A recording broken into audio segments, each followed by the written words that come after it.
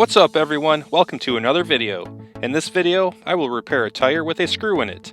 This is a straightforward and simple process, and I'm not going to joke around with a long video. Let's get right into it. I will be using the Slime Tire Plug Kit. I have used the Slime Kit in the past with perfect results. I also have a better kit with T-handles, but the glue and strips are a couple years old, so I just got a new kit. You can take the wheel off, but I'm going to fix it in place. First, I jack the vehicle up to get the tire off the ground. Next, remove the object that has punctured the tire. I personally just used a pry bar, and here it is. Now it's time to get into this kit. First up is the reamer tool. Use this to slide it in and out of the hole to roughen and clean inside the hole.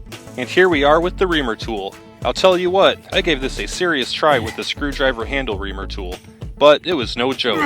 I think I take care of myself and am pretty capable. But I could not get this thing through. A hammer might have done the job, but I defaulted to the T-handle reamer. Slide it in and out a few times to roughen and clean inside the hole.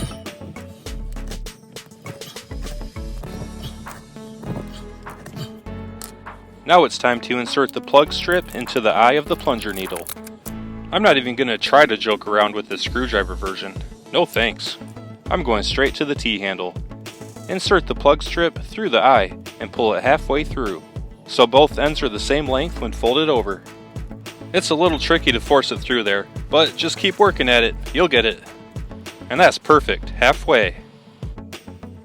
Now it's time for the rubber cement. Remove the cap and use the top of the cap to break the seal. Then apply the rubber cement all over the plug strip. When we insert it into the tire, we're going to insert it 2/3 into the tire, so right about here.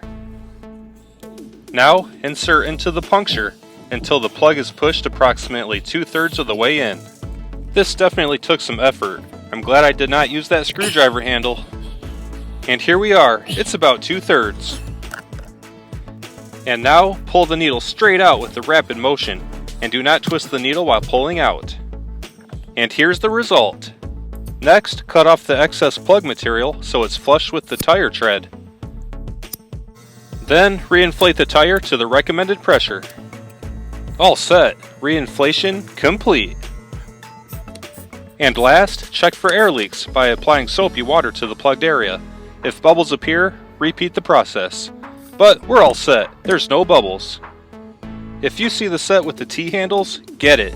It's still available and it's worth the extra couple dollars. In this case, Advanced Auto Parts only had the screwdriver style in stock. If you get the screwdriver style, good luck. In regard to long-term results, I've used this kit in the past and it has lasted the life of the tire, several years, with no issues. So, that wraps up this video. I hope you found it helpful. Subscribe for more how-to and review videos. Drop any comments below, and I'll see you in the next video.